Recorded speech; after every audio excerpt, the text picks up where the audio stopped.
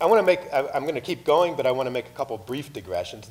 The story doesn't always have to end well, and I'll come back to what's going on in Germany now.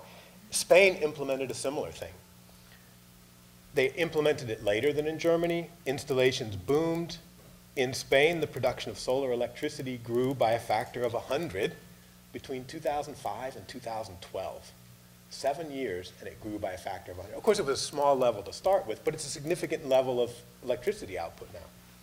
Italy did the same thing between 2008 and 2013.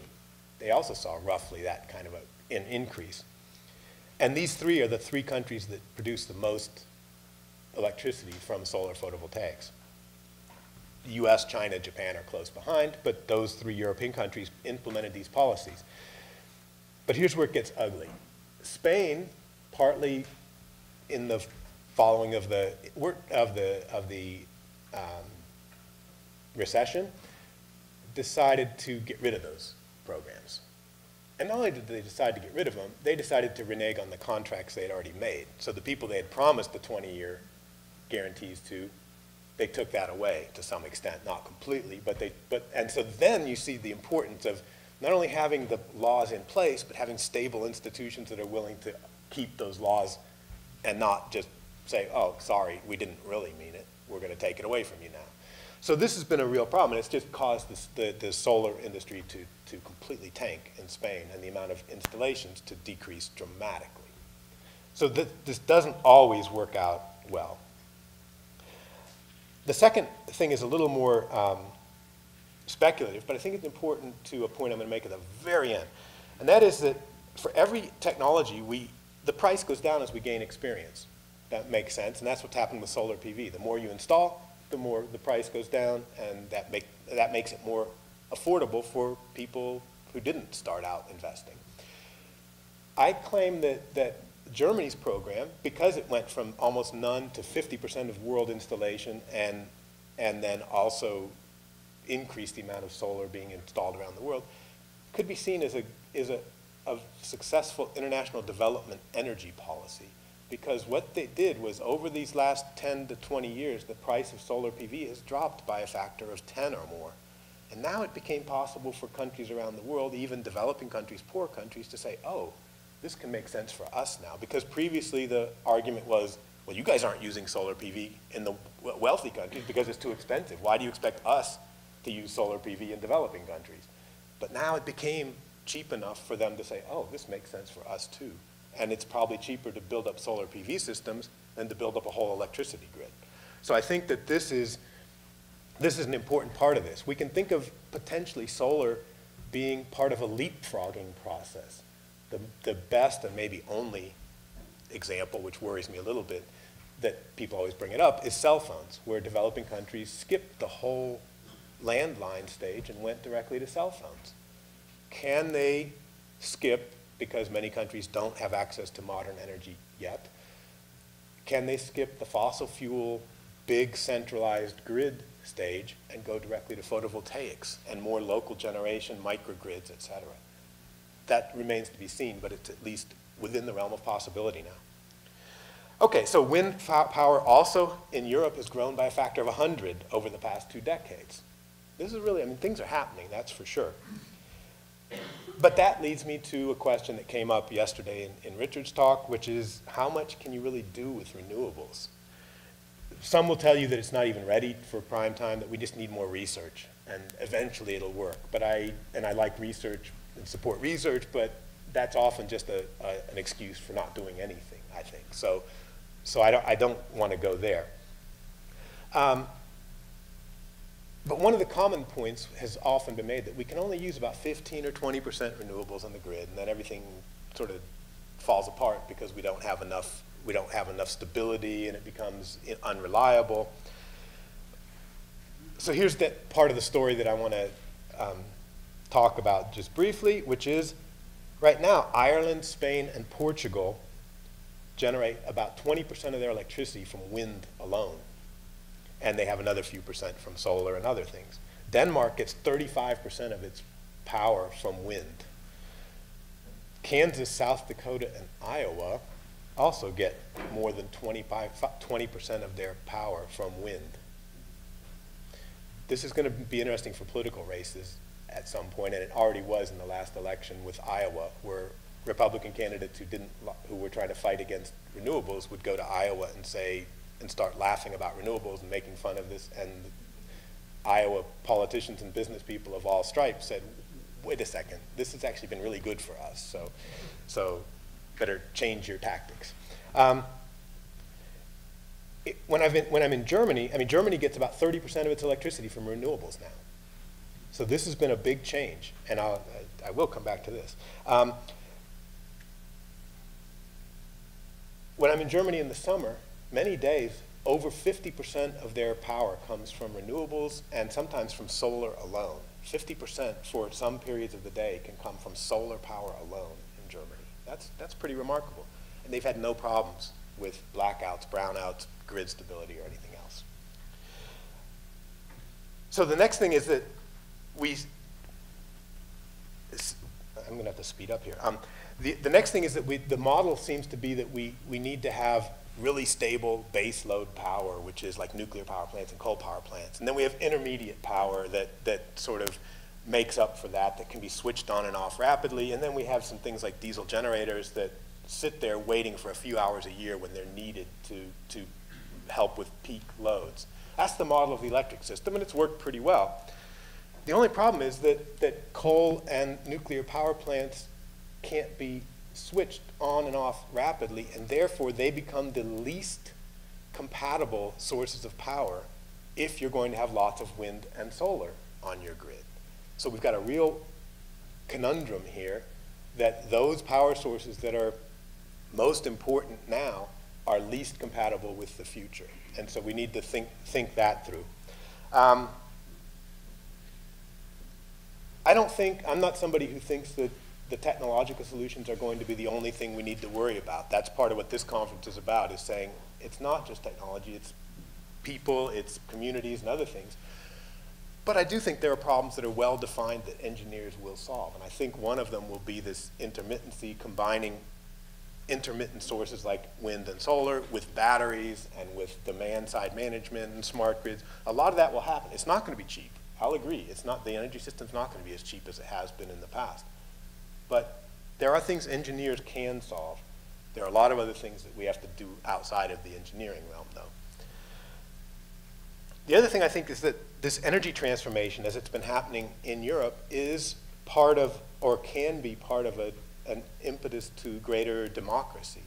Because one of the things that's happened up until now with the energy system is it's very centralized. It is made up of these very large generators that need huge amounts of capital investment to build a power plant. Whereas with renewable energy systems, you can suddenly say, my town wants to build, I don't know, a 1 megawatt solar array, for example. Or we want to have a couple of wind turbines nearby. That's not maybe optimal here, but different towns can make different decisions about where my in-laws live in Germany. One of the farmers said, I can use biomass waste and generate electricity and pump the waste heat in to heat water and heat homes in the town. So that's part of what they're doing. You can centralize or decentralize the energy system, which I think has great benefits for community input. People can actually make decisions about what their energy system's like. And it's not surprising that these renewable energy systems become more accepted the more citizens are involved from the very beginning in making decisions about how energy is going to be generated. So there can be some, I think, very important side benefits to making this energy transformation as well. Okay, nuclear came up yesterday. One of the keys to the German energy transformation has been the fact that they decided to get out of nuclear power. They did so 15 years ago, and then they had to redo so 4 years ago, because the Greens and Reds, that is the Greens and Social Democrats, decided to get out of nuclear by 2020. Conservative government came in. End of 2010, they did some finagling and said, no, we're going to extend the life of the nuclear power plants another decade or so. I happened to be in Germany that whole year, the end of 2010, the beginning of 2011. Is amazing watching this decision being made, because we have to remember that no matter what the government did, some 80% plus of Germans wanted to get out of nuclear power. This was not a matter of 50-50. It did define political parties, though. Some political parties were defined by their support of nuclear, others were defined by their opposition to it. Well, then came Fukushima, 2011, and I think this is an interesting story, an issue that had been one of the main dividing issues in German politics for decades, nuclear power, was resolved within weeks. Every political party said, we're out of nuclear. The arguments became 2016 or 2018 or 2020 or 2022. That was like the four different parties where that was their argument, their standpoints, basically. So this is interesting, because nothing happened in Germany because of Fukushima. None of their plants had problems. But somehow it galvanized the political class to say, okay, this is a change we need to make. And it happened. Germany's going to be out of nuclear power. Remember, they had 20% nuclear power generation in their country historically, which is about the same as the US. And now they will have none in 2022. That takes us back to this Renewable Energy Law that was enacted previously, because that enabled this to happen. Now Germany was generating enough renewable energy to make up for all of the nuclear power that they had been generating. So they've been able to go from a few percent renewable, 20% nuclear, to where they're now ramping down the nuclear, and the renewables are already at 30%. So they've not missed a beat, basically, because they had started very early. They started early and worked on this for a long time. We can also see why the utilities might be distressed about the nuclear phase out, because a nuclear power plant is essentially a gigantic ATM. Where you don't even have to worry about it's an ATM where you're extracting, where I'd be extracting all the money from you. And that would be a nice one, right? I just go to the bank, I can take out as much as I want because it's coming from your accounts. That's basically what nuclear power plants are. They cost almost nothing to run. They're all paid off because they're by definition old. And they can make profits of $1 million or a couple $1 million a day. So it's clear that they don't want these things shut down. There's no doubt about that. But this leads me to end up here, the last couple points about cautionary tales.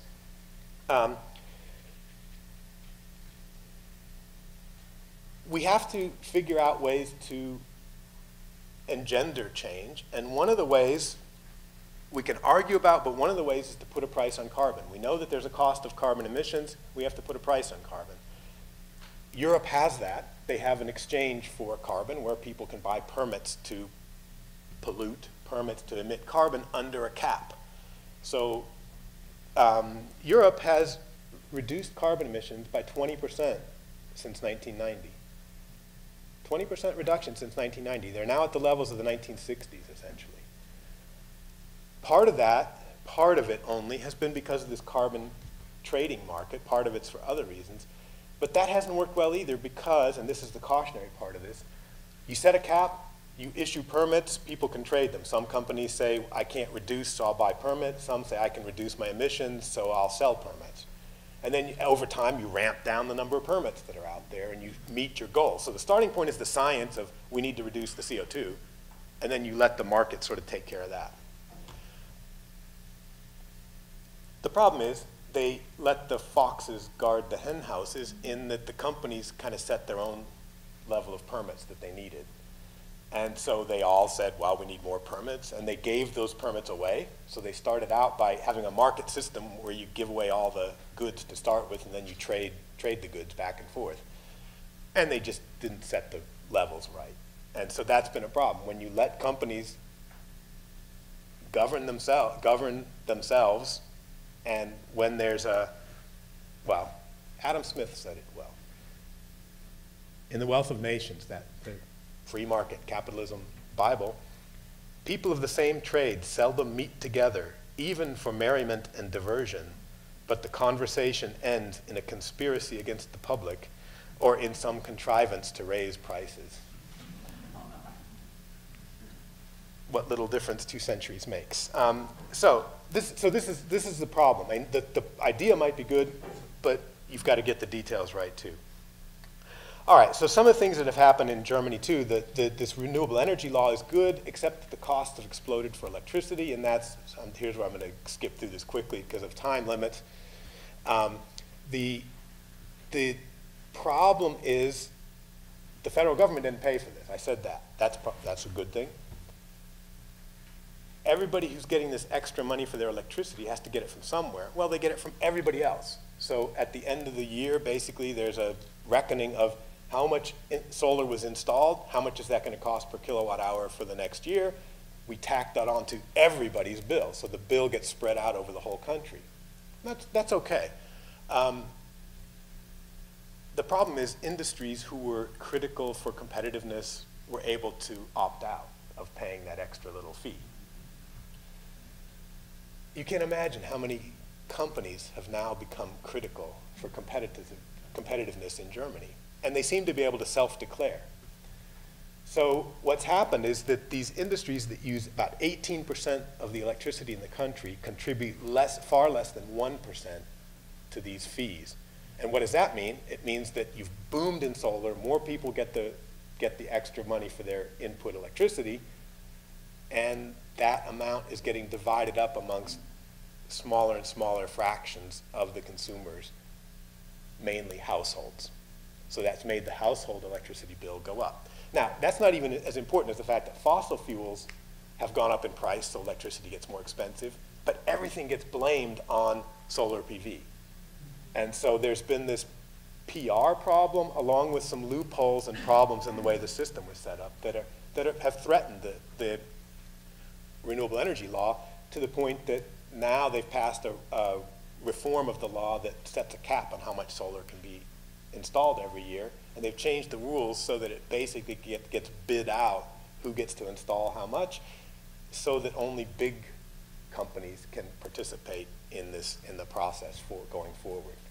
Remains to be seen how that's going to work. The other thing is that outside of Germany, Germany got out of nuclear, but England decided to get back into nuclear. And the conservative government there, the more free market conservative government, decided to guarantee the nuclear company who's going to build their new plants a price for 35 years for that nuclear power that is twice the price of electricity on the market. So it's hard to even imagine how you could do that. The European Union sort of looks at Germany's renewable energy law and always criticizes how it works to some extent, but they actually approved this British law to a guaranteed double the price of electricity nuclear power plant for 35 years. So there are things that are happening that are not so good, but in spite of this, Germany still has a goal of generating 40 to 45% of their electricity from renewables by 2025 and 55 to 60% by 2035. Spain gets 25% of its power from wind, solar, and renewables. Italy got nearly 40% of its electricity from renewables this past year. Denmark has a goal of 100% renewable energy, not just electricity, by 2050. And they want to get 50% wind-generated electricity in 5 years.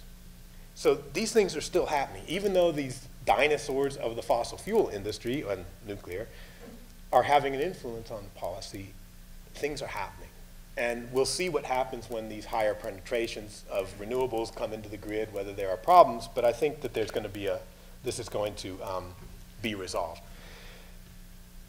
For me, it's not a matter of technology at this point that's going to keep us from achieving stringent climate goals. It's much more a case of us, of citizens, standing up against entrenched interests and forming a new model, a more decentralized model of energy production. I think that's going to be the key more than whatever technology things will or won't get worked out.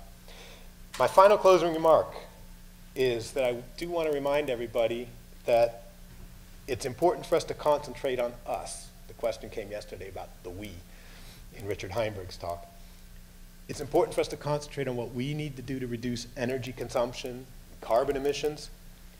It's good to look at Europe and others for models of what we can do, but we have to keep in mind that 1.3 billion people don't have electricity in the world yet, that 2.5 billion don't have clean cooking facilities, and that there is no country in the world that has increased its standard of living to something we would consider even remotely acceptable without using energy, without using something like 50 gigajoules per day, or per year, per person, which we can translate later.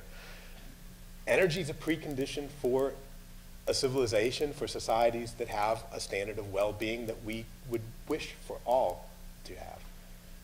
We waste a lot, but a lot of people will still need energy, and that's part of what we need to figure out. As we switch this energy system, as we mitigate climate change, we have a duty, I would say, to make sure that modern energy supplies are as clean as possible, that they're sustainable in that energy modernization doesn't become a new form of colonization, that we don't say, we got ours, you don't get any. And this isn't going to be easy, but we can do it if we have the will to use sustainability principles in the sense of taking care of both future generations and of those today who are most disadvantaged. Thank you.